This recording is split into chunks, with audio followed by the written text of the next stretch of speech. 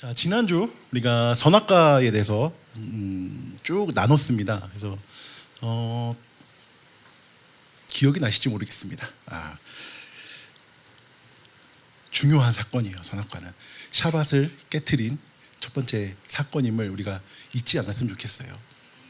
그렇다는 것은요, 지금도 우리의 예배를 깨트리기 위해서 똑같은 방법으로요, 아니죠, 더 업그레이드된, 사단이 더 업그레이드 해가지고요 우리를 공격해요. 그 모습을 본 게 다윗 이야기. 다윗 이야기 통해서 조금 더 업그레이드 됐잖아요, 사단의 공격이. 그럼 이 시대는 어떻겠습니까?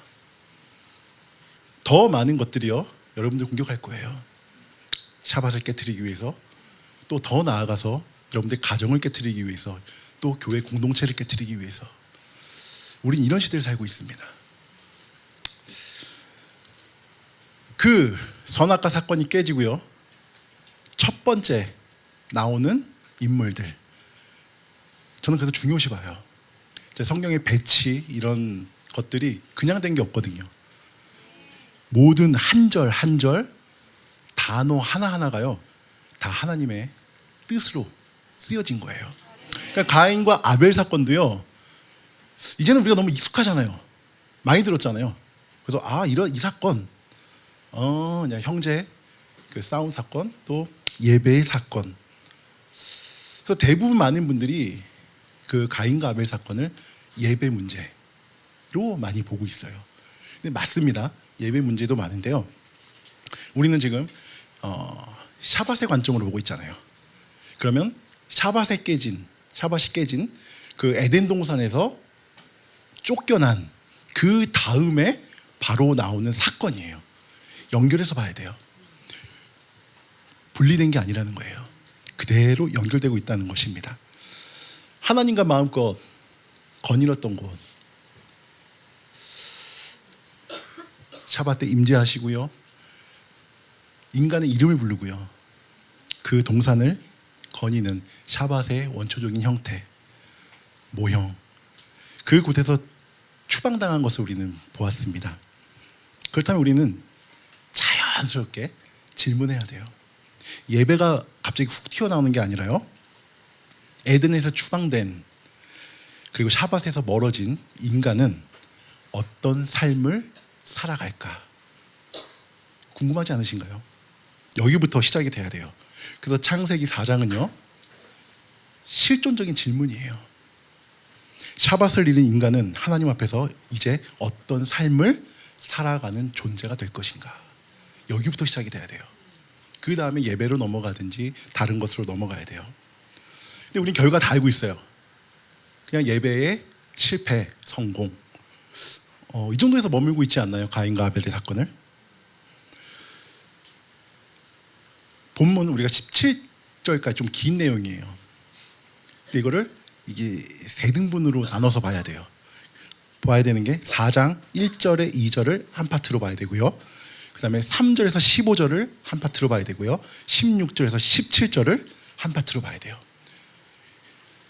차근차근 넘어가야 돼요. 그래야 가인과 아벨 사건은 이해가 되고요, 진짜 왜 어떻게 됐나, 선악과 사건 이후 인간의 삶. 그래서 자세히 봐야 되는데, 너무도 감사하게 여기 그 시계도 없애 주신 것 같아요. 네, 그래서 참 감사합니다. 사실은 그런 게 있거든요. 이렇게 멀리서 오시는 분들이 있다고 들었어요. 그래서 이게 배려하는 마음이 제가 너무 커가지고요 혹시 밤운전 위험하실까봐 안 보이더라고. 저는 그 밤운전을 이렇게 하면요 사람이 안 보여요, 잘. 그래서 또 멀리 가시는 분들 혹시나 운전 힘드실까봐 그런 마음이 이제 들어서 이제 그랬던 것입니다. 안전운전 하십시오. 항상 기도하는 마음으로 운전을 하십시오. 자, 그럼 우리 한번 본문 하나하나 살펴볼게요. 자, 4장 1절에서 2절 본문 우리 한 목소리로 크게 읽어보겠습니다. 시작. 아담이 그의 아내 하와와 동침하매 하와가 임신하여 가인을 낳고 이르되 내가 여호와로 말미암아 득남하였다 하니라. 그가 또 가인의 아우 아벨을 낳았는데 아벨은 양치는 자였고 가인은 농사하는 자였더라. 자, 아멘. 자, 어디부터 시작을 하나요? 그렇죠. 이제 여러분이 생각했던 것보다 좀 다르게 시작하지 않나요? 뭔가 에덴에서 쫓겨나와서 뭔가 스펙타클한 일이 막 벌어질 줄 알았어요. 근데 의외로 단순해요. 그냥 아담과 하와가 2세가 태어나는 그 모습을 성경은 이야기하고 있습니다. 근데 생각해 보시죠. 굳이 이 1절, 2절이요. 본문에 없어도요. 내용은 이어져요. 1, 2절 빼고 3절부터 시작을 해도 아무 문제가 없어요. 근데 왜 이 평범한 이야기를 1절과 2절에 넣었을까라는 우린 질문부터 해야 돼요. 왜일까요? 한 번도 궁금해 보신 적이 없나요? 아, 그냥 나가서 금술이 좋아가지고 아이를 낳구나, 이 정도라고 생각하시나요? 자, 여기서 우리가 주목해야 될 것은요, 2세대의 이름이에요. 이름에 여러분 많은 의미가 들어있죠. 특히 성경의 이름들은요 굉장히 중요해요. 또한 우리 자녀가 있으신 성도님들은 자녀의 이름을 지을 때 어떻게 지으시나요? 제가 듣기로는 목사님이 또 그 아이들 이름도 지어주신다고 하는데 뭔가 의미를 두지 않나요? 그냥 대충 개똥이라고 막 이렇게 안 짓잖아요. 고민하고, 이 애를 통해서 뭔가 나의 꿈을 이루고 싶다. 그래서 막 이름 되게 거창하잖아요. 우리 성도님 이름도 좀 뭔가 뜻깊은 이름이 있지 않나요? 분명 있을 거예요. 제 이름만 해도요, 재헌이에요. 있을재, 법헌자. 제가 법이에요.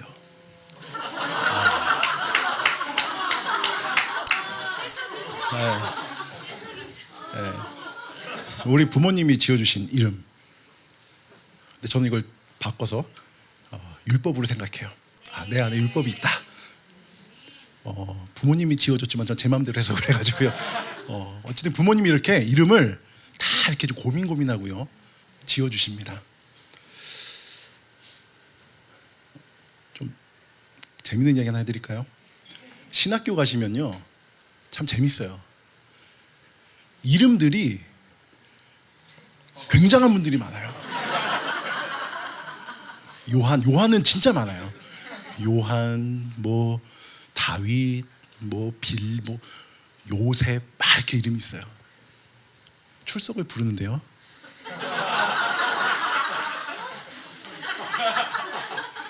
그 자리에 없어요. 은혜가 떨어져요. 요셉이 없어요. 다들 사역이 바쁘신지 학교에 오지 않고 참 이름이 좋은데 은혜가 안 됐었어요. 그때 막 교수님도 이름은 왜 이렇게 적어가지고는 은혜 떨어지게. 어쨌든 이름은 굉장히 중요합니다. 또 성경의 인물들 그 이름들만 봐도 우리는 그 방향성을 알 수 있어요. 그런데 오늘 나오는 가인과 아벨, 한번 이 이름 가지고 고민하신 적 있나요? 없으신가요? 그래서 잘 봐야 돼요. 자, 설명해 드리겠습니다. 본문에서는 자세히 말하고 있지 않아요. 그 이름이 어떤 의미를 가지고 있는지 정확히 이야기하고 있지는 않습니다. 하지만 가인과 아벨의 이름의 그 의미와 문맥을 보면요 어느 정도 알 수 있어요. 누구를 먼저 알 수 있느냐? 아담과 하와예요. 여기서 먼저 우리가 봐야 될 것은요, 아담과 하와의 지금의 상태를 우리가 볼 수 있습니다. 자, 먼저 가인 아시나요? 뜻 히브리어 카인입니다. 카인. 뜻 소유하다. 그렇죠? 그리고 좀 더 나가면요, 창조하다라는 의미가 있어요. 근데 여기서는 우리가 천지창조에 사용했던 그 창조는 아니고요, 그 시편 쪽에 창조하다라는 그 의미로 한 6번 정도가 몇 번이 사용이 돼요.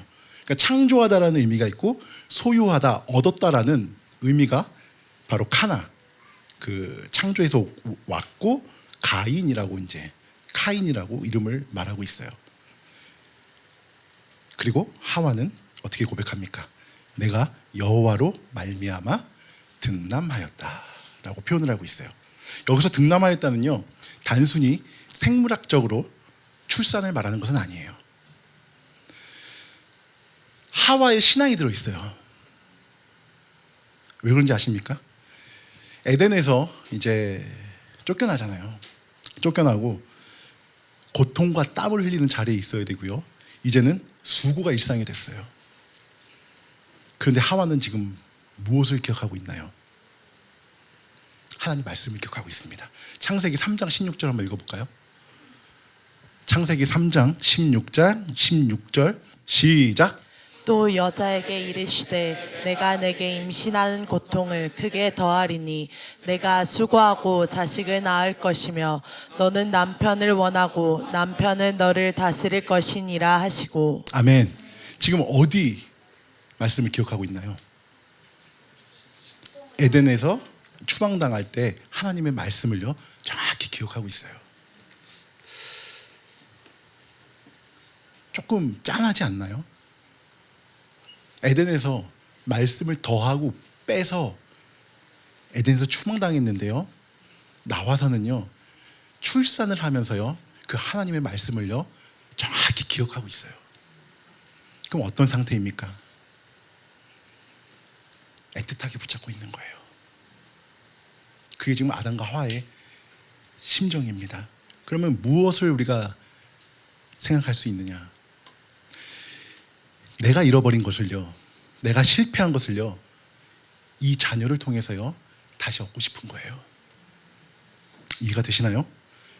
다시 에덴으로 가고 싶은 마음이요 가득한 거예요. 그래서 가인의 이름에 얻다, 소유하다, 그리고 더 나아가서 창조하다라는 뜻을 지닌 이름을 지어주고 있는 거예요. 이게 회복을 소망하는 하와의 신앙 고백이고요, 그것이 가인의 이름에 달린 첫 울림이에요. 자, 이해가 되시나요? 그래서 우리 삶에 고통, 고난이라고 얘기하죠. 다 겪지 않습니까? 우리 학생들은 잘 모르겠지만 학생들 나름의 고통이 있어요.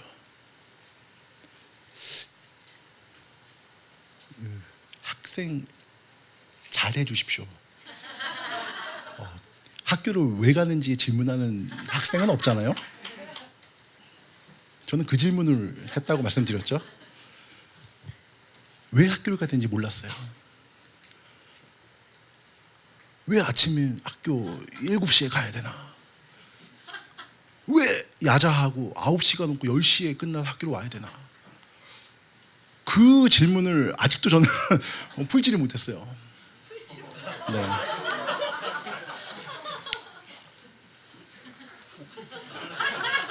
자, 이제 여러분은 웃으시죠? 저희 부모님 어떻겠어요? 자식이 학교를 안 가요. 학교 가려면 왜 가야 될지 모르겠습니다. 자고 싶어요. 정말 그거였어요. 특별한 꿈이 있던 것도 아니에요. 차라리 뭔가를 하고 싶습니다. 뭔가 꿈이 있습니다. 학교는 저랑 안 맞아요. 제 꿈을 위해서 저는 그게 아니라 왜 가야 될지 모르겠어요. 아침에 피곤해요. 왜 교복 입고 버스 타고 학교를 가야 되느냐, 이 질문이었어요. 여러분, 자녀를 노하게 하지 마십시오. 그리고 자녀는 부모를 공경해야 됩니다. 이 두 개가 맞닿아야 돼요. 얼마나 멋있어요, 되게. 하울람 우리 학생들. 자녀. 자꾸 이런 얘기 나오면 안 되는데. 고난. 저의 고난은 그때부터 시작됐어요, 사실은. 예, 그때 고등학교 1학년 때 사춘기가 온 거였어요. 사실은 세게 온 거죠. 그 고난이 참 오래 걸렸어요. 그거를 이렇게 돌아가서요 한 10년 걸린 것 같아요. 이 원위치로 돌아오기까지가. 참 우리 부모님께 죄송합니다. 어쨌든 고난이 여러분의 삶에 다가왔을 때요, 어떻게 여러분들은 버티십니까? 지금 하와는요, 에덴에서의 그 실패, 그 고난으로 인해서요, 하나님의 말씀을요 기억하기 시작해요. 그래서 여러분, 고난이 때로는 여러분에게 유익이 돼요. 때로는 고난이 하나님과 조금 더 가까워질 수 있는 기회가 돼요. 믿으십니까? 그렇다고 고난을 즐기라는 것이 아니에요. 나 고난 받을 거야 하면서 갑자기 집을 나간다던가 내 맘대로 산다던가, 이게 아니에요. 하나님도 그 고난을 막 웃으면서 주시겠어요? 야, 너 고난 좀 받아라, 이게 아니에요. 하지만 아담과 하와처럼 우리도 때로는 넘어지고 실패할 때가 있다는 거예요. 그럼 그 고난에서 우리는 어떻게 할 거예요? 참 마음이 짠하더라고요. 그때 기억하지. 그때 하나님의 말씀을 더 붙잡지. 나와서 출산의 고통, 수고하고 땀 흘리면서요, 어떻게든 말씀 붙잡으려고요. 그게 느껴지는 거였어요. 그게 아담과 하와의 모습이었어요.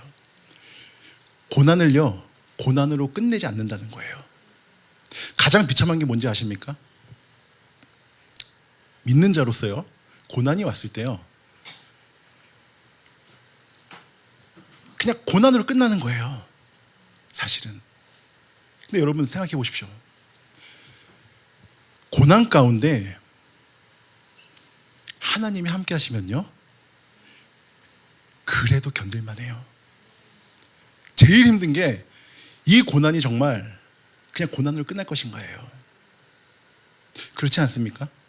우리가 힘들고 괴로울 때 하나님이 조금이라도 느껴지면요, 그래도 우리는 견딜만 해요. 그래도 주님 바라보면서 내가 힘들어도요, 한 걸음 한 걸음 갈 수 있는 힘이 있어요. 근데 고난에 그냥 고난만 있으면요, 그냥 나만 바보 되더라고요. 나만 비참해지더라고요. 그게 아담과 하와예요. 그 고난을요 되돌리려고 해요. 무엇으로? 하나님 말씀으로. 그래서 이름에 그게 느껴지는 거예요. 그러나 그 기대는요, 또 다른 이름으로 대체됩니다. 하와는 이어서요, 둘째 아들을 낳습니다. 이름이 뭐죠? 아벨. 히브리어로 헤벨. 잘 아시죠? 뜻이 허무함, 덧없음. 어디서 많이 사용되는지 아십니까? 전도서. 헛되고 헛된 그 단어가 전부 헤벨이에요. 재밌지 않습니까? 아담과 하와는요, 첫째 아들에겐 얻었다라는 이름을 지어주고 있어요. 근데 둘째 아들의 이름엔 허무함을 얘기해요. 왜 그랬을까요?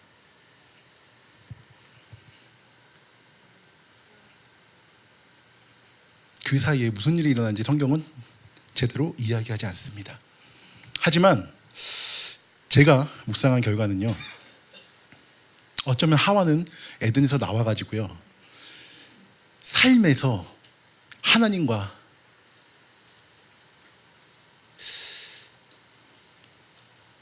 침묵하신 하나님을 경험했을지도 몰라요. 왜? 우리는 진정한 샤밧을 경험한 인물은요, 이 둘밖에 없어요. 그걸 경험한 자들은요, 그리워하는 거예요. 그래서 하와는 나와서 나름대로 말씀 붙잡고 살아가고요, 버티고 있는데요, 무엇이 느껴져요? 공허함이 느껴지는 거예요. 이제 왜? 세상에 나왔으니까. 이제 더 이상 에덴이 아니니까. 거기서 오는 공허함, 그리고 에덴의 문은요 여전히 닫혀 있어요. 하나님은 점점 멀게 느껴지고요. 아무것도 할 수 없음을 하와는 지금 아벨이라는 둘째의 이름에서 표현하고 있는 거예요. 믿음 없는 탄식이 아닙니다. 오히려 믿음을 생활하면서요 실존적으로 느끼는 현실의 모습이에요. 그렇지 않습니까? 더 많이 얻고자 했던, 다시 에덴을 향해서 꿈꿨던 그 모습, 허망함이 느껴져요. 소유와 허무, 기대와 포기. 이 두 이름은요 에덴 밖에서 살아가는 인간의 실존을요 가장 적나라하게 드러내는 거예요. 하나님을 향해 말씀을 붙잡고 감사하며 살아가고 있지만요 그 속에서요 절망을 느껴요. 붙잡으려고 하지만 삶의 무게는요 더욱더 짓누르고 있습니다. 여러분의 이야기 아닙니까? 저의 이야기고요. 이 시대에 모든 사람들이 겪는 문제예요. 그래서 에덴 밖에서의 삶이 중요한 이유예요. 왜냐? 구약에만 있는 게 아니거든요. 구약의 그 영적 흐름은요 지금도 동일하게요 우리의 삶에서요 동일해요. 아담과 하와가 느꼈던 그 마음은 그들만의 마음이 아니에요. 여러분이 느끼고 있고요 제가 느끼고 있고요 우리 학생들도 느끼고 있을 것입니다. 동산에 걷던 그 기억은 남아있어요. 하나님과 대면하던 그 기억은요 마음속에 있어요. 하나님이 먼저 다가오던 시대가 이제 끝났습니다. 인간은 이제 먼 발치에서요 하나님 오시길 기다려야 하는 존재가 됐어요. 이것이 제가 늘 계속해서 말씀드리는 샤밧의 원초적인 모형과 형태예요. 근데 오해하시는 분들이 있으시면 안 됩니다. 이젠 안 찾아오셔, 이제 말씀하지 않으셔, 여러분 극단으로 가면 안 됩니다. 제가 말씀드린 거는 그 에덴에서의 샤밧의 형태가 더 이상 없다는 거지. 말씀하세요. 네네. 바로 이어서 가인에게 얘기하잖아요.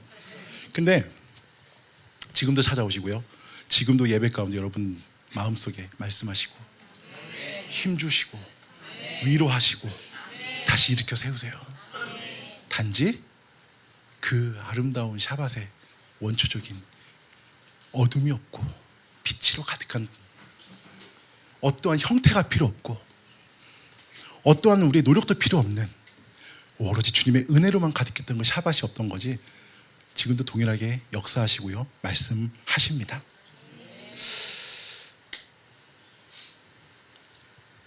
여러분 삶 속에 혹시 가인의 이름처럼 무언가 소유하고 싶은 마음이 있지 않습니까?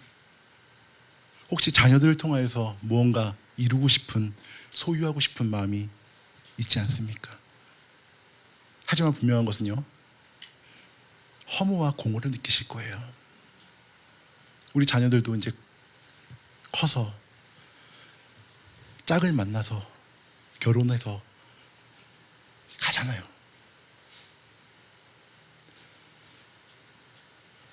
저희 부모님이 자식 키워봤자다, 저에게 그런 말씀을 하셨어요. 아내가 생기니까 변하더라고요. 혹시 우리 그렇지 않나요? 우리 부부 제가 자랑할 게 하나 있습니다. 제가 이제 결혼이 15년째예요. 진짜 자랑할 게 딱 한 가지밖에 없어요. 부부싸움을 한 번도 안 했어요. 이 정도예요. 이 정도. 아무도 넘볼 수 없을 겁니다. 이거는 한 번도 안 했어요. 그러니까 우리 부모님 미치는 거죠. 부모님 앞에서는 되게 무뚝뚝하고 말도 없고, 그대 앞에만 서면 왜 이렇게 달라지는지.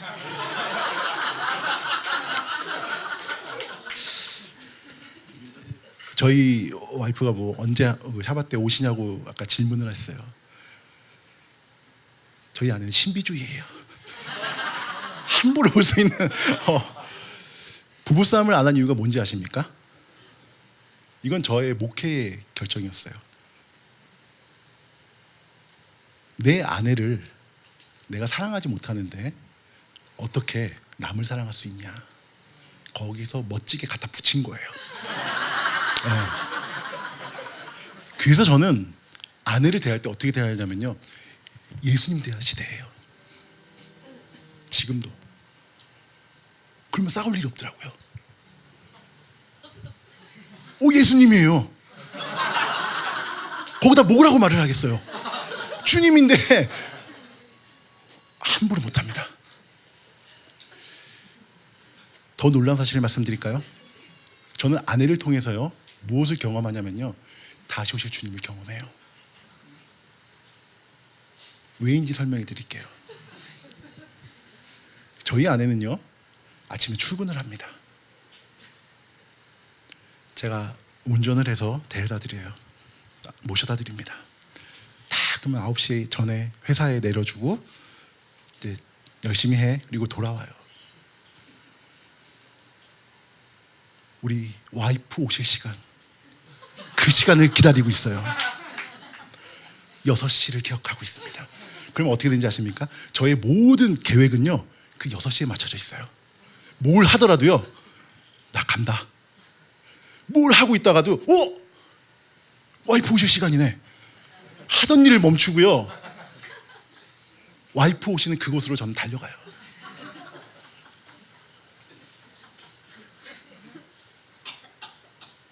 저는 미리 연습하고 있습니다. 주님 오심을. 주님 오시는 그 모든 계획에 저의 모든 걸 맞춰요. 아내 오시는 그 시간에 저희 모든 계획, 밥 먹는 거, 모든 책 보는 거, 공부하는 것을 다 맞춰요. 몸이 반응합니다. 한 5시 40분쯤 되면요 몸이 떨려요. 오실 시간이구나. 드디어 오시는구나. 기쁜 마음으로 운전을 하면서 갑니다. 그럼 저기서요 문을 열고 그분이 오세요. 차를 따뜻하게 그 히터를 켜놓고 모시고 와요. 여러분의 삶이 어떻습니까? 주님 오시는 그 삶에 여러분 계획을 맞춰야 됩니다. 그 시대에 하나님과 이제 멀게 느껴지는 그 시간, 아담과 하와가 경험하고 있잖아요. 근데 우리도 그걸 경험하고 있어요. 왜? 우리도 에덴 밖에서 태어난 존재예요. 그리고 우리 안에도요 여전히 가인과 아벨이라는 이름이요 공존하고 있어요. 그렇지 않습니까? 하나님께 얻었다라고 하는 고백을 날마다 합니다. 그러나 하나님 없는 삶은요 결국 허무하다라는 거예요. 여러분 그걸 느끼지 않습니까? 이것은 모순된 게 아니에요. 오히려 이 두 감정이야말로 샤밧을 잃은 인간이 마주한 진실의 자리예요. 그리고 이 모습이 에덴 밖에서의 첫 번째 모습이에요. 허무합니다. 괴롭습니다. 말씀을 붙잡는데 예전 같은 임재하심이 없어요. 나름 붙잡고 살아가는데 그 거닐던 그 모습이 없는 거예요. 여러분도 이 예배를 경험하지 않습니까? 날마다 주님 가까이 체험하기 위해서 몸부림치잖아요. 근데 어쩔 때는 정말 감사하게도 하나님의 전적인 은혜로 그분이 느껴질 때가 있어요. 감사합니다. 내가 얻었구나. 근데 어느 순간은요 멀게 느껴질 때가 있어요. 그 모습을 어디서 볼 수 있습니까? 시편의 기자들이에요. 시편 그 수많은 사람들이요 왜 그렇게 부르짖습니까? 하나님 어디 계십니까? 하나님의 얼굴이 보이지가 않습니다. 그거에 대한 외침이 시편이에요. 시편의 70% 80%가 전부 다 탄식시예요. 무슨 탄식이에요? 고난도 있지만요, 그 고난에서 하나님 느껴지지 않는 거예요. 하나님 왜 저 만나주지 않으십니까? 이미 가인과 아벨, 아담과 하와부터 시작된 패턴이에요.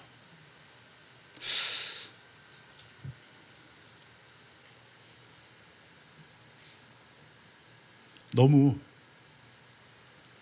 멀리 있는 것이 아닙니다. 창세기는요, 수천 년 전에 그냥 이야기가 아니에요. 지금도 우리 삶에서요, 동일하게 벌어지고 있는 일들이에요.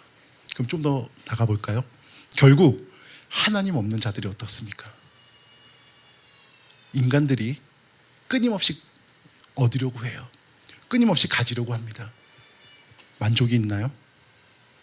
그럼에도 불구하고요, 공허함이에요. 이게 영적인 모습이에요. 그리고 아담과 하와가 겪고 있는 에덴의 밖에서 샤밧을 잃고 나오자마자 몸으로 느끼는 거예요.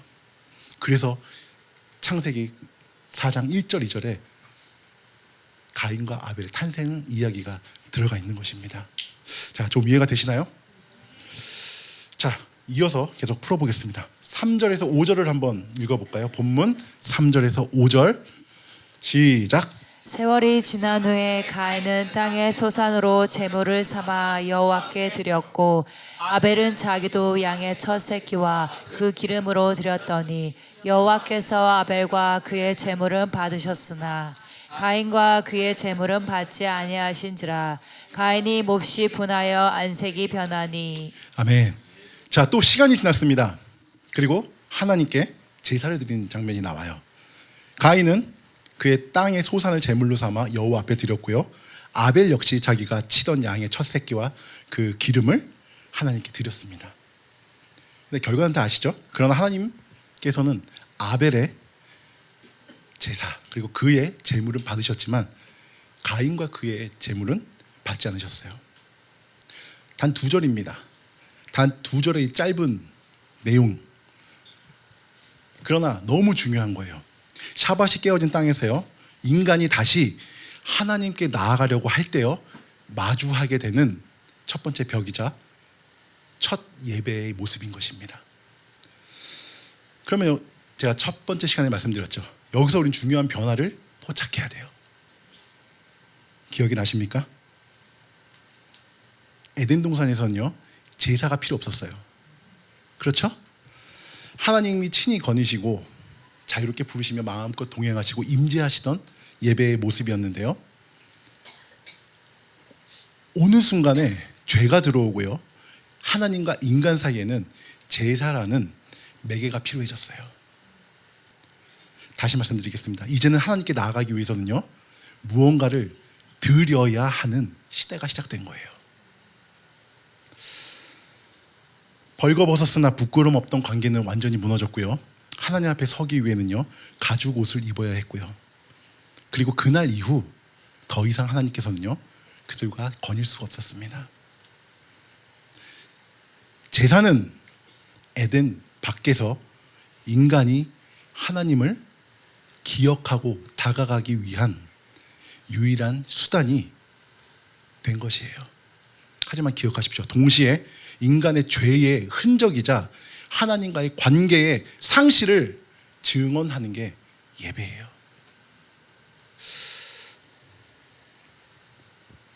안타까운 거예요, 사실은. 우리가 지금 이렇게 예배를 드리는데 이게 원래 사실은 과정이 필요 없던 거였어요, 사실은. 우리도 에덴 밖에서 태어났기 때문에 예배의 모습을 갖춰야 돼요. 이제 하나님께 드려야 되는 시대가 시작된 것입니다. 그렇다면 여기서 우리는 자연스럽게 질문이 생기죠. 왜 하나님은 가인의 제사를 받지 않으시고 아벨의 제사만 받으셨을까? 이유가 뭘까요? 괜찮습니다. 답이 없습니다. 제가 틀리면 막 구박 안 해요. 괜찮습니다. 고민 안 해보셨나요? 왜 두 예배인데 하나는 외면당했나? 그건 무엇이에요? 즉, 네, 희생제사. 가인은 땅의 수산으로 네. 땅의 수산으로 자기 힘을 의지해서 드렸고 아벨은 의지함보다 맞아요. 다 맞아요. 더 저는 그런 얘기가 나올 줄 알았어요. 하나님께서는 고기를 좋아하시기 때문에 막 그런 답이 나올 줄 알았는데 다행히 이런 건 안 나왔습니다. 한번 궁금하지 않으십니까? 왜 궁금해야 되는지 아세요? 우리가 에덴 밖에 있는 존재이기 때문이에요. 그건 무엇입니까? 누군가 여기 이 자리에 안전에 있지만요, 누군가의 예배는요 거절당할 수 있다는 거예요. 우린 굉장한 자신감이 있어요. 무슨 자신감? 내 예배는 무조건 받아주신다는 자신감이 있어요. 어디서 그런 용기가 나오는지. 물론 믿음으로 맞습니다. 하지만 가인과 아벨 사건을 보면요, 한 예배는 거절당해요. 여기서 우리는 좀 다시 한번 우리의 예배를 체크해야 돼요. 너무 당연하듯이 내 예배는 받아주실 거야 라는 거기부터 우리는 내려놔야 돼요. 그러면 우리가 본문에서 발견할 수 있는 힌트가 있습니다. 4장 4절과 5절에는 동일한 문장이 반복돼요. 아벨과 그의 제물은 받으셨고 가인과 그의 제물은 받지 않으셨다예요. 여기서 조금 눈치가 있으신 분들은 좀 감이 오실 텐데요. 제사에 드리는 제물보다 먼저 사람이 언급돼요. 자, 이해가 되시죠? 제가 하는 말이 아닙니다. 그럼 무엇입니까? 이것은요, 구약 시대의 예배의 모형이에요. 예배는 제물로 완성되는 것이 아닙니다. 예배는 예배자로 시작되고 완성되는 것을 보여주고 있는 것입니다. 하나님이 관심 두시는 건요, 언제나 제사 자체가 아니에요. 하나님의 관심 있으신 건요, 제사를 드리는 제사자예요. 이해가 되십니까? 이는 죄 이후 어쩔 수 없이 하나님께 나가기 위해서는 제사 제도가 필요한데요, 관계 회복이 아닌 의무 형태로 바뀔 수 있는 예배에 대해서요 경고하는 거예요. 제물은 예배의 수단이지 최종 목적이 아니라는 거예요. 자, 이해가 되십니까? 다시 말씀드리겠습니다. 하나님은 우리가 드리는 무엇보다요, 그것을 드리는 누구에 더 관심을 둔다는 거예요. 조금 이제 아시겠죠? 그래서 예배는 무엇입니까? 이 시간에 내가 무엇을 했나가 아니에요. 예배는요, 이 시간에 내가 누구 앞에 서 있나예요. 예배를 자꾸 형태로 생각해요. 우리가 주일 성수했는지, 얼굴 도장은 찍었는지, 교회 가서 찬양은 열정적으로 했는지, 내가 성가대에서 열심히 봉사했는지, 헌금 봉투 준비해가지고 하나님께 드렸는지, 이 모든 것이 어쩌면요 예배의 형태일 수 있어요. 그러나 하나님께서 보시는 건요, 예배의 형태가 아니라요, 예배자의 중심, 예배자의 마음이에요. 그거를 첫 번째 예배에서요 정확히 말씀하고 계신 거예요. 찬양 몇 곡 올려드렸느냐가 중요한 것이 아니에요. 찬양 열심히 불렀느냐가 중요한 것이 아닙니다. 그 찬양을 드리는 순간 그 고백이 어디를 향하고 있냐예요. 헌금을 얼마 드렸느냐 계산하는 것이 아니고요, 이 헌금을 주신 진짜 주인이 누구인가 돌아보는 거예요. 예배당에 앉아 있는데 그걸로 끝이 아니라 내가 정말 그 예배당에서요 하나님의 얼굴을 갈망했는지, 이걸 보시는 거예요. 지금 우리 예배는요 형태를 갖추는 시스템은요 굉장히 능숙해졌어요. 그렇지 않습니까? 제가 옛날에 경험했던 교회는요, 그 엔딩곡이 있었습니다. 그 물이 바다 덮음 같이. 그 교회가 엄청 컸어요. 그 물이 바다 덮음 같이 하면 그 담임 목사님이 이렇게 팔을 쫙 펴시면요, 이게 커튼이 올라가요. 쫙. 그리고 분수 같은 게 쫙 나와요. 그러면 뒤에 아파트가 쫙 나와요. 충격이었어요. 이야, 나도 저런 예배 한번 쫙 하면 이게 쫙 올라가고 분수가 쫙 올라가고 충격이었어요. 우와, 이야, 진짜 물이 바다 덮은 것 같겠다. 안 덮을 수가 없어요. 그 예배에서는 압도당해요. 예배 형태를 갖추는 모습은요 너무나 뛰어나요. 이젠 조명, 사운드, 영상, 프로그램. 또 한 예를 들어드릴게요. 한 교회는요 음향 시스템이 굉장해요. 그때 당시 그 가수 SG 워너비인가? 그 가수가 직접 와서요 뭘 건드리지 않아도 콘서트를 할 수 있을 만한 음향 시스템이에요. 그러니까 어느 정도인지 아시겠죠? 점점 좋아져요. 예배를 만드는 기술은요 점점 정교해져요. 그렇지 않습니까? 그리고 그 정작 그 예배 속에서요 샤밧, 그 가치가 줄어들어요. 하나님 안에서 쉼과 안식, 하나님과의 대면을 경험해야 되는데요 무엇을 경험해요? 예배의 기술을 경험해요. 마음 아파해야 돼요. 몸은 와 있지만 딴 데 시선이 가 있어요. 입술로 찬양을 부르지만 나로 가득해요. 내 생각, 내 고민, 내 마음.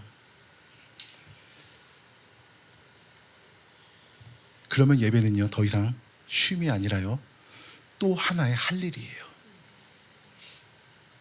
안식의 시간이 아니라 종교적으로 해야 될 한 일이 더 늘어나는 거예요. 가인은 예배를 드렸습니다. 제사를 드렸습니다. 그러나 그 예배는 하나님 앞에서요 자신을 깨트리고 하나님을 향해 마음을 여는 시간이 아니었어요.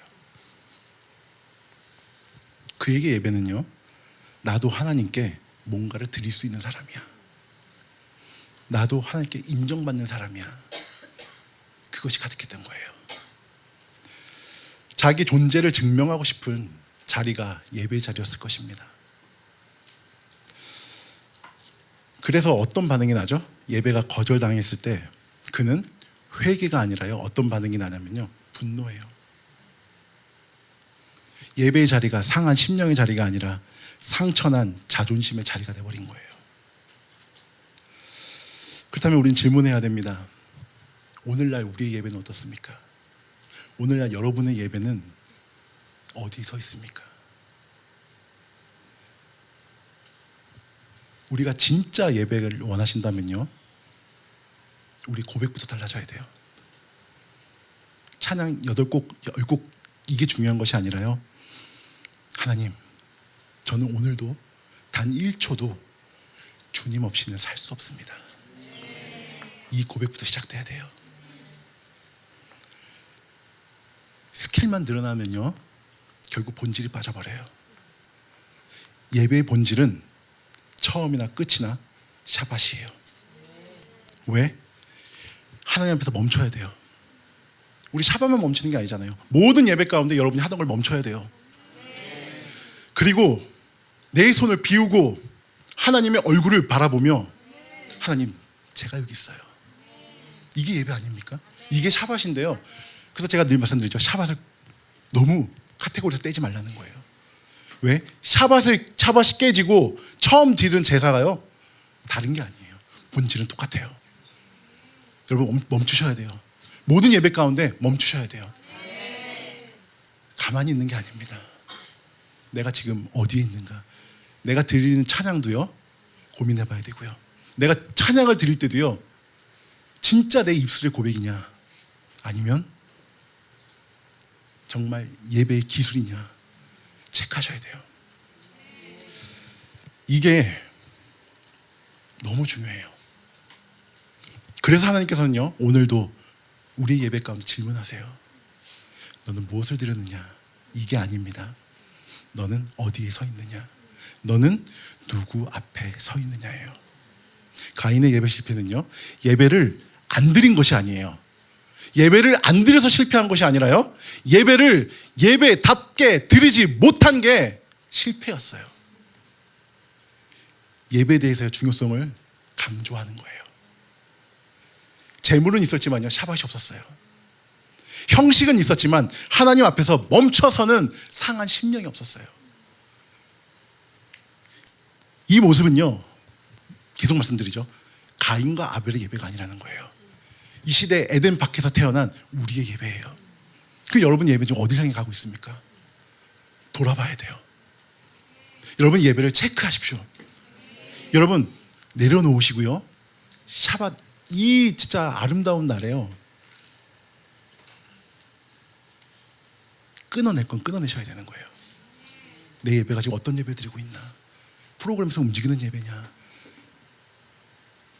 열정적인 찬양은 있지만 정말 내 입술의 고백, 그거대로, 그 찬양대로 살아가고 있냐예요. 이게 예배입니다.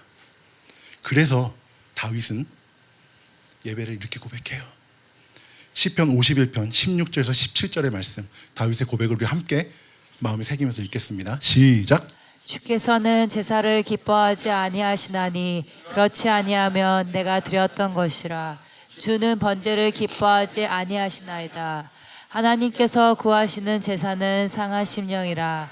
하나님이여 상하고 통회하는 마음을 주께서 멸시하지 아니하시리이다. 아멘.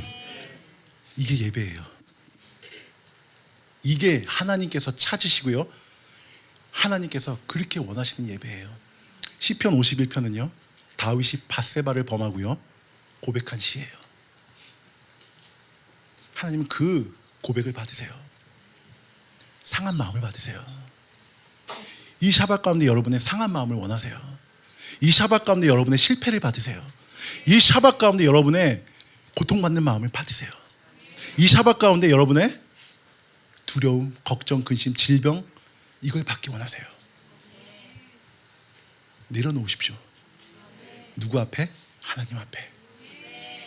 빛으로 가득한 이날, 어둠이 없는 이날, 언제 내려놓으실 거예요? 오늘 내려놓으셔야 돼요. 오늘 이 샤밧 가운데 여러분 내려놓으십시오. 예배의 기술도 내려놓으시고요, 내 고백도 이제는 달라져야 돼요.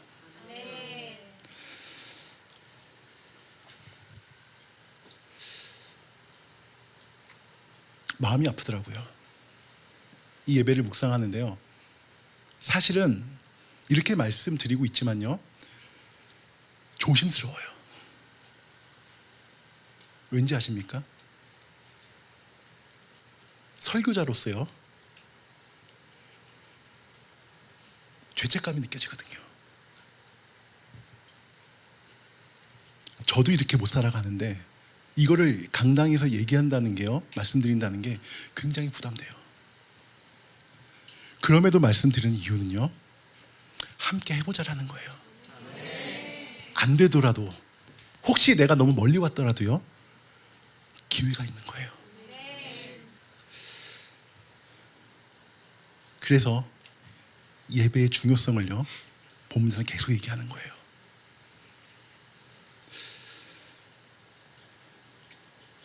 이어서 우리 4장 6절 7절을 읽어보겠습니다. 본문 4장 6절에서 7절 시작. 여호와께서 가인에게 이르시되 내가 분하여 함은 어찌 됨이며 안색이 변함은 어찌 됨이냐.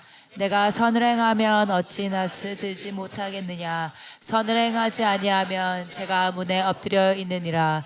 제가 너를 원하나 너는 죄를 다스릴지니라. 아멘.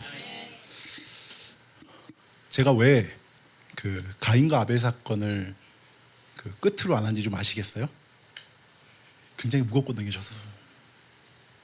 전하는 저도 굉장히 힘들어요, 사실은. 저도 정말 이 살아가지 못하는 것을 이렇게 말씀드린다는 게 죄송할 때가 있거든요. 하지만 분명한 건요, 몸부림치고 있다는 거예요. 제가 있는 자리에서 몸부림치고 있어요. 이 예배를 위해서. 오랜만에 제가 이 풀밴드 찬양을 드리는 거예요. 그냥 행복해요. 교회를 개척하고서부터 기타 하나 정말 그렇게 찬양을 드렸던 것 같아요. 그럼에도 주신 마음이 무엇이냐면요, 어떤 자리에서도요 우리의 예배의 모습은 동일해야 돼요. 100명이 모인 자리거나 1명이 모인 자리거나 풀 밴드가 있는 자리나 기타 하나 있는 자리나 우리의 예배의 모습은 동일해야 돼요. 그걸 배웠어요, 사실은. 그러니까요 행복해요. 괜히 행복해요. 그냥 한마디만 해도요 감동이 와요. 그 기분 모르실 거예요. 주님이 주신 선물이에요. 여러분들은 당연하듯이 누리고 있는 이 찬양이요, 누군가에게는요 하나님의 크나큰 은혜고요, 하나님의 선물 같은 시간이에요.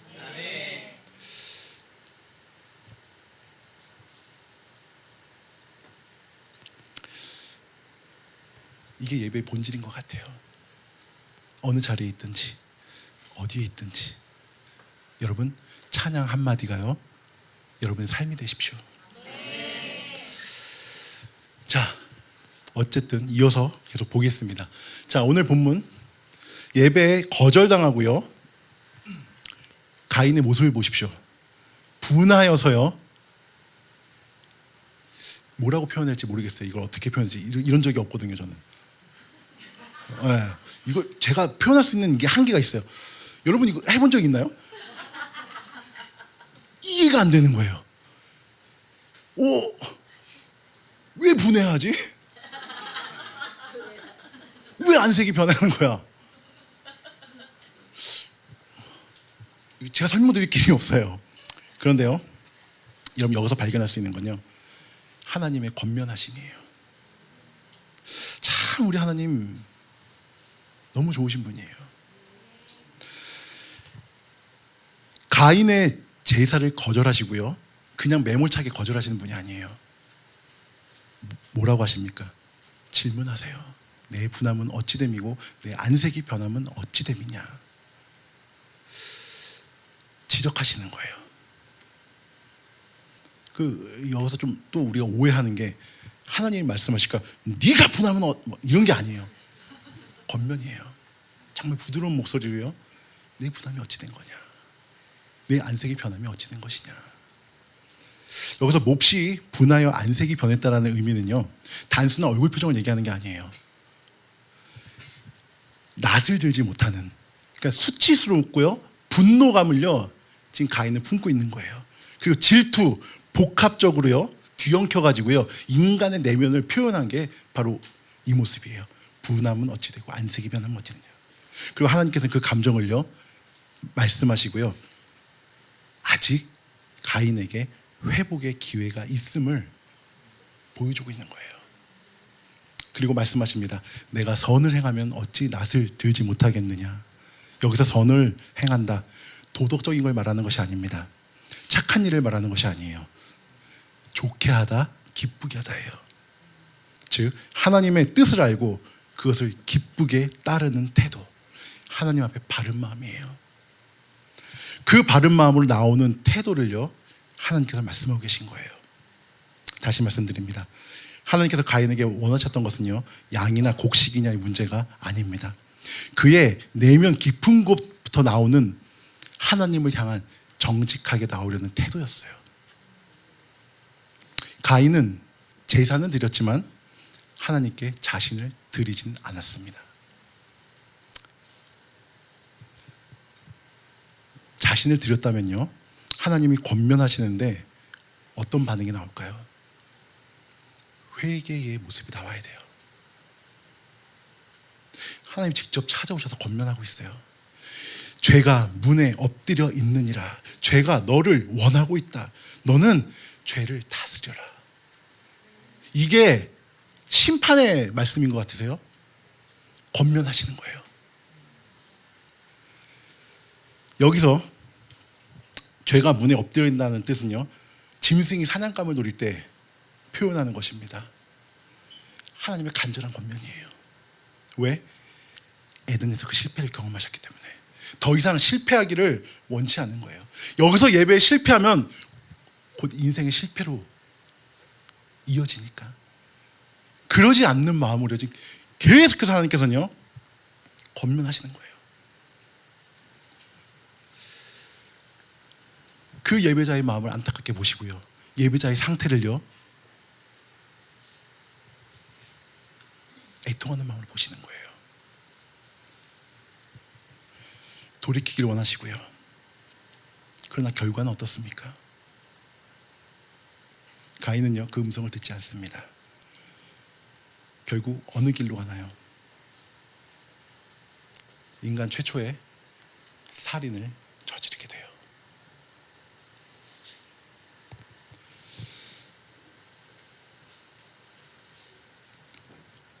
우리가 예배가 기술이 되고요, 예배가 무너지면요 이 모습이 나온다는 거예요. 하나님의 권면도요 이제는 안 들려요.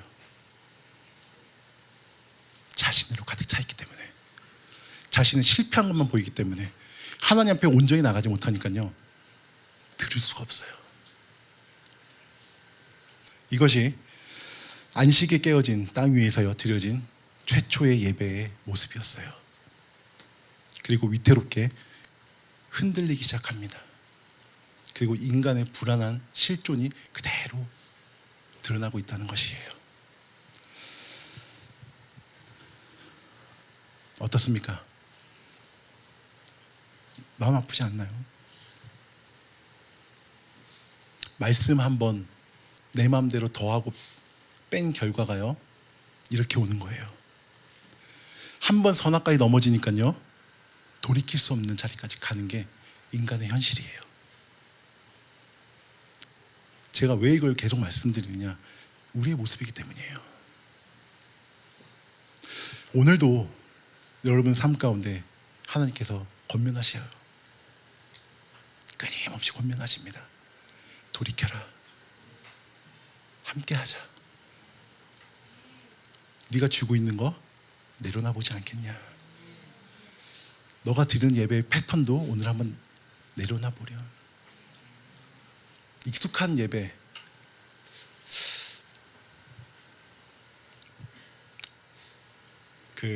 제가 공연을 되게 좋아합니다. 그래서 제주에서 내려오기 전에 콘서트를 한번 갔어요. 한번 옛날부터 한번 가보고 싶었던 콘서트였습니다. 임재범 콘서트.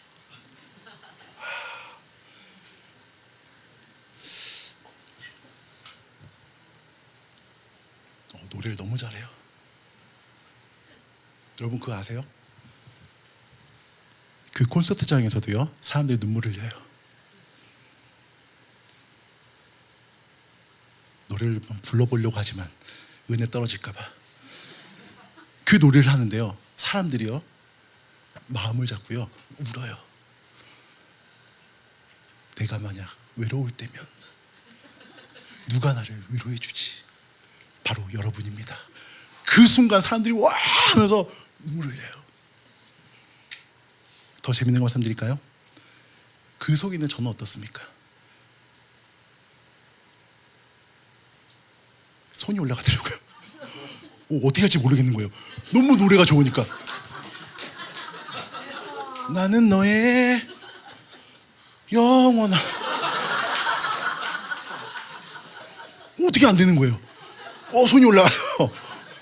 너무 잘하니까. 사운드 좋고 목소리 좋고. 사실 어떻게 할지 모르겠더라고요. 그래서 이렇게 주위를 보면 분명히 기독교인들은 다 이러고 있었을 거예요. 손 들고 있는. 여러분 인간의 노래에도요 눈물이 납니다. 인간의 노래에도요 사람들이 막 기뻐 뛰어요.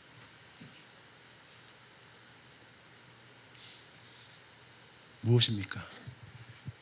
무엇의 표현인지 아십니까? 공허함의 표현이에요. 그 사람들은요 그 노래를 통해서요 그 마음을 풀어요. 누가 날 위로해 주지? 위로도 참 멋있게 하더라고요. 돌아보면 뭐예요? 주님이 없는 자리는요, 그 누구도 위로가 안 돼요. 근데 그 사람들은 그 세상에 위로를 받기 위해서요, 그 노래를 듣고요, 그거에 눈물을 흘리면서 반응을 해요.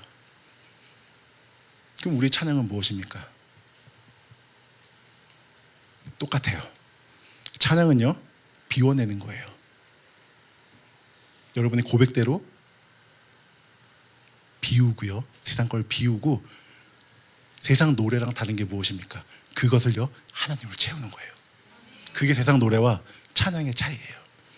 거기서는 비워는 줘요. 네, 비워는 줘요. 정말 스트레스도 풀리고요, 뭔가 멋있고요. 근데 무엇을 못합니까? 채우지 못해요. 근데 찬양은 무엇이에요?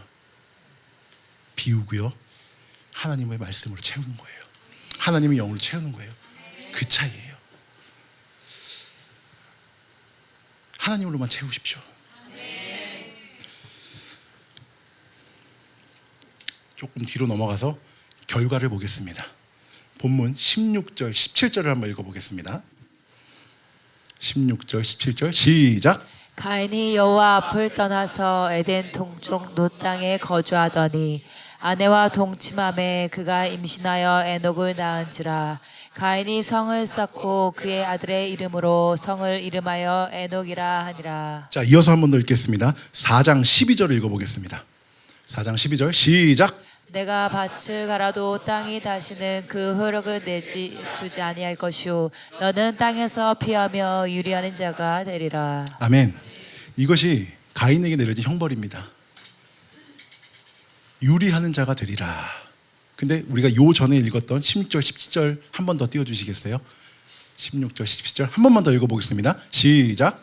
가인이 여호와 앞을 떠나서 에덴 동쪽 노 땅에 거주하더니 아내와 동침함에 그가 임신하여 에녹을 낳은지라.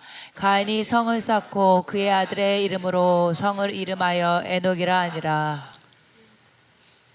뭐 느껴지는 거 없으시나요? 성의 평범한 삶, 성평 하나님을 떠나서 하나님을 떠나서 비슷하게 가고 있습니다. 자, 하나님께서요 가인을 형벌할 때 뭐라고 하죠? 어느 자가 무슨 자가 되리라? 유리하는 자가 되리라. 그런데 그렇죠. 16절 넘어왔더니 노 땅에 거주하더니 에녹을 낳고요, 성을 쌓고 그의 아들의 이름으로 성의 이름을 삼아요. 뭔가 이상하지 않으십니까? 성경이 틀렸나요? 자, 설명드리겠습니다. 유리하는 자, 누드예요. 누드, 히브리어로. 그 떠도는 상태만 이야기하는 것이 아닙니다. 이 말은요, 슬퍼하고요, 불안해하고요, 방황하고 자리를 정하지 못한다는 감성적인 존재론적을 상태를 말하고 있는 것이에요. 다시 말씀드려서요, 하나님께서는 단순히 가인을 유배형을 선고한 것이 아니고요, 하나님이 없는 세계에 뿌리 내리지 못하는 실존적인 상태를 선포하신 거예요. 그런데 16절, 17절에 넘어가면요, 가인은 놀라운 모습에 반전이 있어요. 땅에 거주하고 성을 쌓고 그 성을 아들의 이름으로 짓습니다. 분명 하나님께서는요, 너는 유리하는 자가 되리라고 말씀하셨어요. 근데 가인은요, 정착하고요, 성을 쌓고요, 가문을 이룹니다. 그리고 그 영광을 자신의 아들을 통해서 이어가려고 해요. 무엇일까요?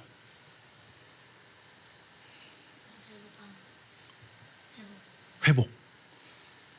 자, 여기서 이제 오해하시는 분이 하나님께서 용서하셨다고 생각을 해요. 왜냐? 가인을 죽이는 자는 그것만 나오지 유리하는 자가 제하해 주신 게 아니에요. 그렇죠? 단지 죽임만 면하게 주신 거예요. 그럼 어디랑 똑같습니까? 아담과 하와랑 똑같아요. 죽음을 면하게 하셨고요, 가죽 옷을 지어 입으셨어요. 자, 무엇입니까? 여기 한번 읽어보겠습니다. 16절 시작. 가인이 여호와 앞을 떠나서 에덴 동쪽 놋 땅에 거주하더니. 여기 힌트가 있습니다. 에덴 다 맞습니다. 다 맞아요. 네네. 동쪽도 맞습니다. 동쪽으로 점점, 왜냐하면 계속 동쪽으로 가거든요. 이 동쪽의 끝은 뭐가 나올까요? 소돔과 고모라가 나와요. 나중에 가면은 동쪽에 가니까 소돔을 선택하는 룻. 자, 그게 중요한 게 아니라 여기서는요, 놋이에요. 놋 땅. 놋 땅이 아닙니다. 어른들 비하하는 거 아닙니다. 놋이에요. 놋 땅. 그런 게 있습니다. 요즘 굉장히 조심해야 되는 단어가 있어요. 빛의 자녀. 굉장히 조심해야 돼요. 대출 빚이 하도 많아가지고요. 빛의 자녀 다들 괴로워. 단어 하나하나 조심해야 돼요. 자, 놋 땅에 거주했다고 나오는데요. 이 놋에 답이 있어요. 놋. 이 땅 이름 자체가 뭔지 아십니까? 유리함, 방황, 슬픔, 방랑이에요. 이해가 되시나요? 즉, 가인은요, 분명 유리하는 자로서요, 노드에 쓴 거예요. 지역 자체가요, 방랑이에요. 그럼 이해가 되시죠? 성을 쌓고 집을 짓는다고 한들이요, 그 내면에 깨져버린 안식은요, 여전히 방황한다는 거예요. 성경을 지명 자체로 말하고 있는 것이 바로 이거예요. 아무리 아이를 갖고 성을 쌓아도요, 너는 유랑하는 자야. 이게 가인에게 내려진 형벌이에요. 단순한 유랑하는 자의 슬픔을 보여주는 거예요. 고대 근동의 사회는요, 성은 자기 보호의 상징이에요. 외부의 위협과 내부의 불안을 막기 위해서요, 성을 지어요. 안전장치예요. 인간 스스로요, 하나님과의 단절에서 오는 허무함과 불안에서요, 스스로가 쌓는 성을 이야기하고 있는 것이 본문이에요. 죄로 인해 하나님의 관계가 무너지고 땅과의 관계도 깨어지잖아요. 그는 자신만의 안전지대를요, 구축하기 시작한 거예요. 이 모습이 바로 샤밧을 잃은 존재, 선택할 수밖에 없는 자기 방어예요. 자, 그렇다면 이것은 가인의 모습에만 있을까요?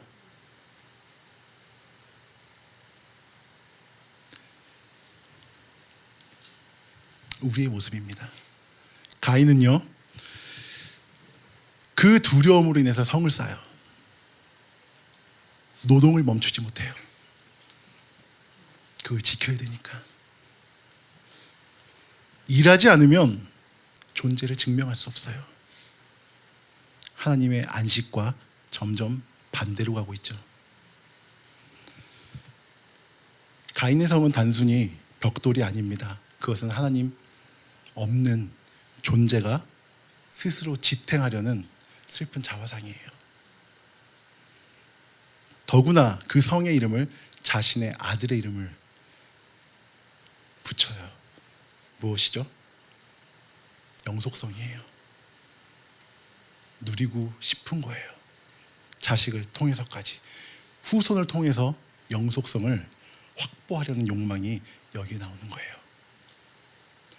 이것이 바로 하나님이 없는 인간이 가는 방향입니다.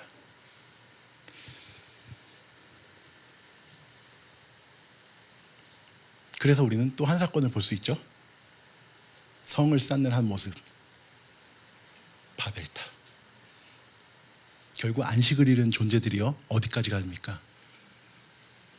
이제는 개인도 모자라서요, 단체로 모여서요, 그들만의 성을 쌓아요. 이게 하나님을 잃은, 샤밧을 잃어버린 인간이 겪는 본질적인 모습입니다. 지금 세상을 바라보십시오. 끊임없이 자신들의 성을 지어요. 아닌 것 같지만요, 본인들의 삶을 위해서요 끊임없이 노동해요. 멈출 수가 없어요. 왜? 생산을 계속해야 되니까. 출애굽의 이스라엘 백성들의 모습 아닙니까? 끊임없이 벽돌을 만들어야 돼요. 끊임없이 성을 쌓아야 돼요. 여러분은 여러분의 성공을 위해서 성을 쌓고 계시지 않습니까? 여러분의 삶의 만족을 위해서 여러분의 성을 쌓고 계시지 않으십니까? 벽돌을 쌓고 계시지 않냐는 거예요. 그 모습이 왜 드러나냐? 샤밧을 잃어버렸기 때문에, 멈출 수가 없기 때문이에요. 이게 세상의 법칙이에요. 이게 세상의 기준이에요. 이것이 하나님을 잃은, 예배에 실패한 자의 모습이에요. 그래서 예배가 중요한 거예요. 왜 가인과 아벨 사건에서 예배가 먼저 드러나는지 이제 좀 아시겠습니까?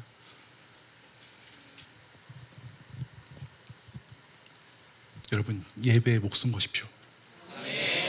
예배에 올인하십시오. 예배에 모든 걸 드리십시오. 그렇지 않으면 우리도요 가인과 같은 삶으로 언제 갈지 몰라요. 무서운 겁니다. 내가 성을 쌓고 있는 것조차도요 잊고 살아요. 어느 날 정신 차려 보니까 멀리 와 있는 거예요. 어느 순간 돌아보니까 하나님이 느껴지지가 않는 거예요. 어느 순간 내 삶을 체크해 보니까요 주님 없이 살아가더라고요. 그걸 경험해요. 조금만 방심해도요 세상 것이 들어오고요, 조금만 내가 참 아파요. 아주 조금인데 어느 순간 나의 성을 쌓고 싶더라고요. 어느 순간 나의 영역을 만들고 싶어 하더라고요. 어느 순간 돌아보니까 인정받고 싶은 거예요. 이게 가인이에요.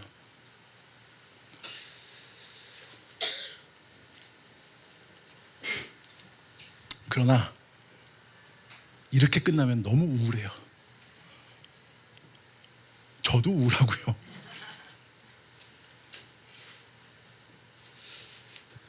그러나 여기서 끝나지 않습니다. 아벨이 죽고 가인이 유리한 이후요 아담과 하와는요 또 한 아들을 낳습니다. 한번 본문 읽어볼까요? 4장 25절 26절 읽어보겠습니다. 4장 25절 26절 큰 목소리로 시작.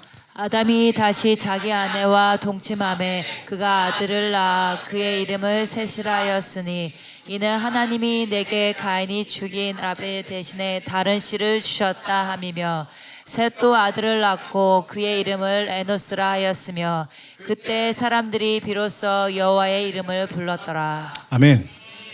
찾으셨나요? 아까 가인의 이야기랑 조금 다르죠? 가인은 성을 쌓았는데요 지금 읽은 이 본문에는 성이 없어요. 그리고 무엇이 등장합니까? 드디어 여호와의 이름을 불렀더라. 우리의 회복은요 여호와의 이름을 부르는 거예요. 그리고 우리는 고백해야 돼요. 에노스, 이 이름을 주목하십시오. 히브리어로요 에노시예요. 어떤 의미냐면요 아담과 같은 사람의 의미예요. 그런데 에노시는요 어떤 사람을 표현하냐면요 미련한 삶, 연약한 삶, 이런 사람을 표현할 때요 에노시를 써요. 즉 나의 성을 쌓는 것이 아니라 내가 이런 존재입니다. 미련합니다. 연약합니다. 그래서 어떡합니까? 여호와의 이름을 부를 수밖에 없는 존재예요. 왜? 내가 잘나서가 아니에요. 하루하루 살다 보니까요, 주님 없이 못 살겠더라고요. 자신 있게 예배 드리고 나가봤는데 얼마 가지 못해서 넘어지는 제 자신을 발견해요. 무엇입니까? 에노시, 미련하구나, 부족하구나. 그런 자가 할 수 있는 게 무엇입니까? 여호와의 이름을 부를 수 있는 거예요. 그럼 여러분은 어떻습니까? 뛰어난 자십니까? 기술이 좋은 자십니까? 어디부터 시작해야 되냐? 저는 아무것도 할 수 없습니다. 저는 미련한 자입니다. 그래서 주님을 찾을 수밖에 없어요. 주님 없이 단 1분도 못 살겠더라고요. 그걸 인정하는 것이요, 예배예요. 그것을 하나님께 고백하는 것이 예배예요. 그것을 하나님께 올려드리는 것이 예배입니다. 샤밧의 가능성이 다시 열리고 있고요, 다시 회복으로 가는 길이 여호와를 부름부터 시작이 되고 있는 거예요. 그게 4장의 마무리예요. 비록 홍수 사건으로 가고 바벨탑 사건으로 가고, 하지만 하나님께서는 거기서 멈추지 않으세요. 끊임없이 하나님의 역사를요 만들어 가세요. 아브라함을 부르시고요, 야곱을 부르시고요, 요셉을 부르세요. 오늘 인간과의 관계도 박살났습니다. 선악과를 통해서 하나님과의 관계도 박살났어요. 그래서 제가 첫 시간에 말씀드렸죠, 10계명이 무너진 거예요. 1계명부터 3계명이 무너졌고요, 5계명부터 10계명이 무너졌어요. 하나님과의 관계, 인간 간의 관계, 그걸 회복할 수 있는 게 무엇입니까? 4계명이에요. 샤밧. 샤밧이 여러분 마음에 자리 잡고 있다면요, 우리는 회복의 길로 갈 수 있어요. 왜? 우리는 여호와를 부르는 존재이기 때문에. 우리는 주님 없이 살아갈 수 없는 존재이기 때문이에요. 여러분, 이것이 여러분의 간증이 되길 소망합니다. 이것이 여러분의 삶의 목표가 되길 소망합니다. 이것이 예배의 최종 목표가 되길 소망합니다. 그리고 오늘 하나님께서요, 여러분에게 끊임없이 권면하세요. 그 하나님이 어떤 하나님인지 아십니까? 온 우주를 창조하시고요, 말씀으로 모든 걸 다 이루신 분이에요. 근데 그분이 무엇을 하고 계십니까? 오늘 여러분들 마음에 와서요, 권면하고 있어요. 다시 해보자. 다시 일어나보자. 다시 예배의 자리로 나가보자.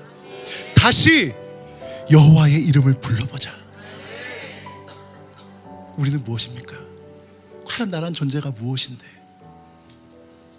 이런 죄인에게 다가오십니까? 사람이 무엇이건데